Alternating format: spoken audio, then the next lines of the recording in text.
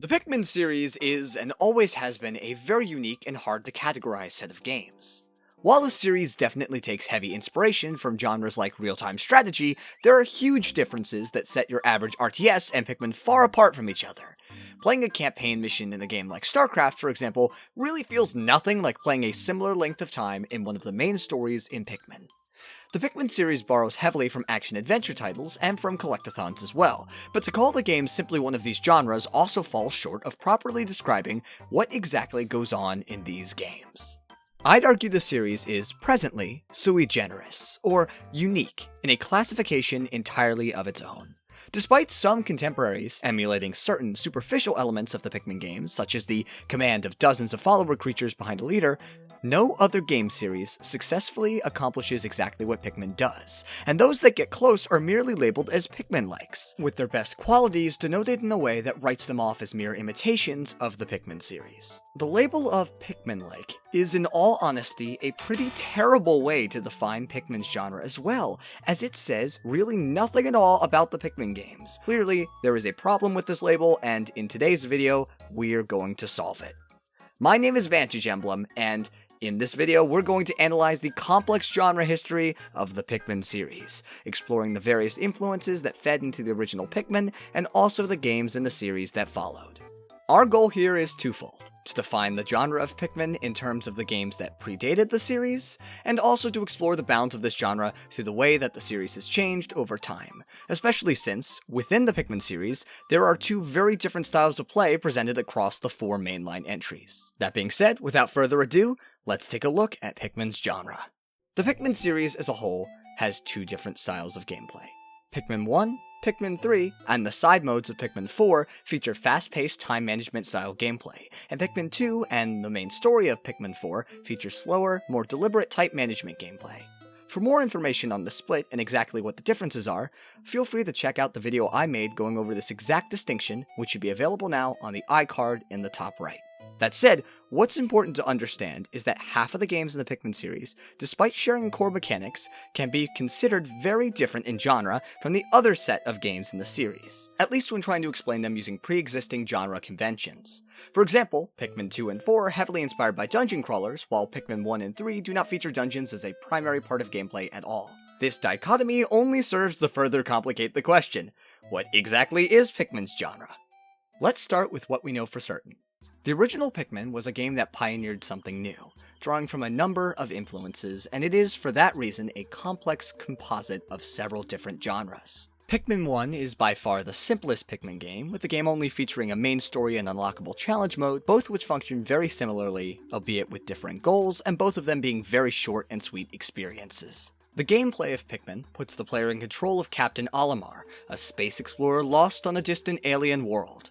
Though he's incapable of doing much on his own without his Pikmin companions, who he controls individually through grabbing and throwing them, and as a group through a process called swarming, where he moves his entire mob of Pikmin at once. Olimar can also call idle Pikmin into his squad with his whistle, and disband Pikmin from his squad. Pikmin who are idle, who have just been thrown, or who are actively being swarmed can find and interact with objects in their environment, and each Pikmin determines what to do with these interactables using their complex, individuated AI. Series creator Shigeru Miyamoto said, in regards to the game's rather unique control scheme, "This game will leave you feeling like you're actually Olimar and you're controlling the Pikmin. I don't know any other game that can achieve such a feeling." These mechanics would go on to be the fundamental gameplay loop of the Pikmin series and something that would return in every mainline follow-up. This wasn't always the case, however, as Pikmin's concept in its early development most closely resembled god games, such as Populous, developed in the late 1980s. At the beginning, the idea was just to look at their life, said Miyamoto. "I thought it was an interesting idea from a producer's point of view. Watch their life was the theme. Give them love or make them fight. Act like God. Depending on the decisions, they could make a nest and have children. Even still, regardless of the original intention, the Pikmin games we would eventually receive are hardly god games. The player has a very physical presence on the world through playing directly as a spacefaring explorer who is vulnerable and involved in the action. This not only puts Pikmin in a place where it contrasts with the typical playstyle of the god game genre, but also the real-time strategy genre with which it is so often compared. Despite having many elements that are borrowed from real-time strategy, such as the cursor to command units and the individuality of said units when given specific tasks, Pikmin games hardly play like a typical RTS where the player is completely separate from the world they play in. While Starcraft, for example, does have hero units on occasion, they are controlled much like any other unit using the cursor, where in Pikmin the cursor extends from the player's character, an entity that is directly influential on the game world. This leader character emphasizes the action-adventure roots of Pikmin. Similar to games from other Nintendo series such as The Legend of Zelda or Metroid, Pikmin features dynamic areas to explore and a lock-and-key progression system typical of these sorts of games, with the Pikmin serving as the keys to overcome various hazards.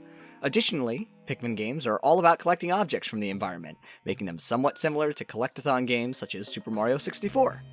Despite these similarities, however, no action-adventure or collectathon game really plays like Pikmin. Olimar has no ability to jump, and while later entries in the series introduce captain throwing or jumping leaders, these mechanics come second to the core gameplay loop of strategically managing and multitasking with Pikmin. Looking at all of these influences, it's pretty clear that, while Pikmin takes from all of these sources, it does not easily fit into any one of these pre-existing genre categories. While many people still opt to describe Pikmin as merely Nintendo's take on the RTS, this isn't a particularly accurate description. Much as the MOBA genre was coined for hero battler games that never really fit the mold of real-time strategy despite originally being labeled that way, Pikmin, born from similar roots, needs a descriptor that accurately describes what it is because it's not simply real-time strategy.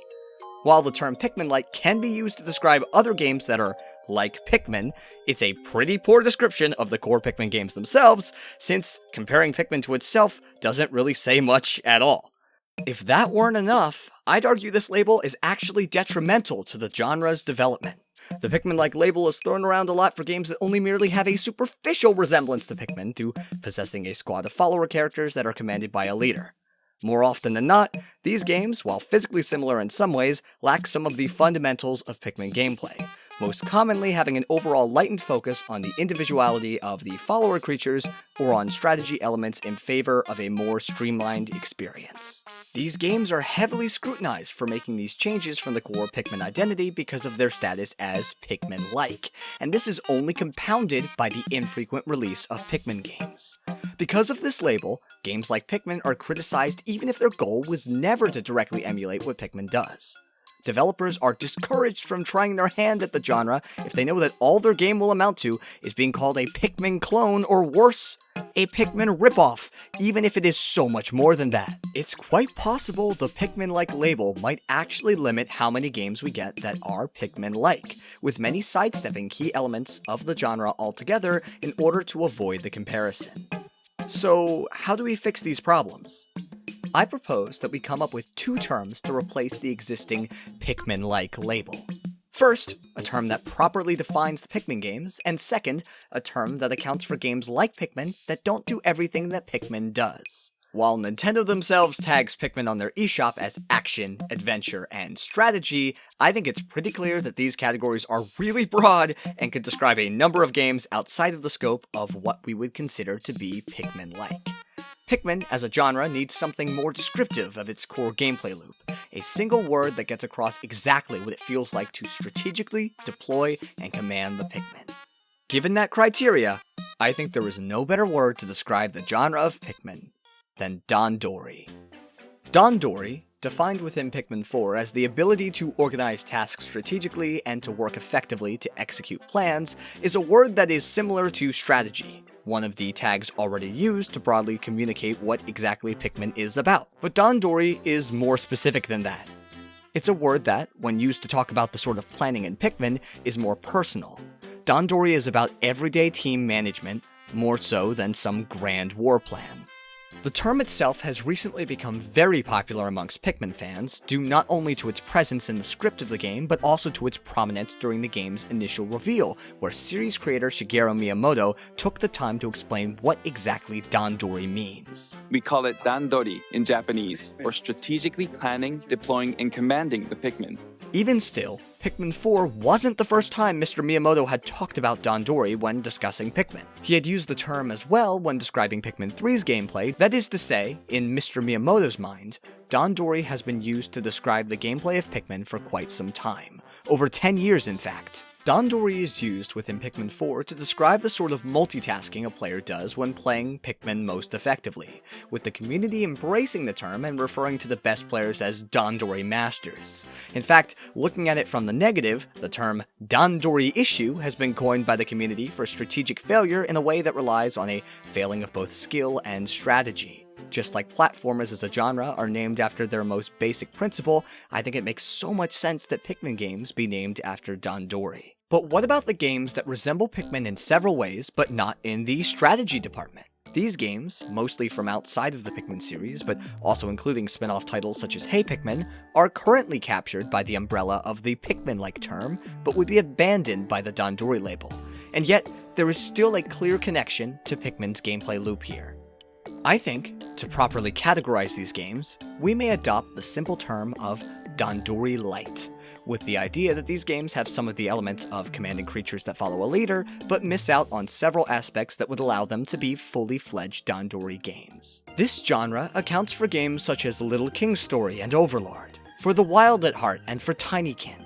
These are all great games in their own right that follow in Pikmin's footsteps and frankly wear that inspiration on their sleeve, but I wouldn't say that they could be classified as Dandori games.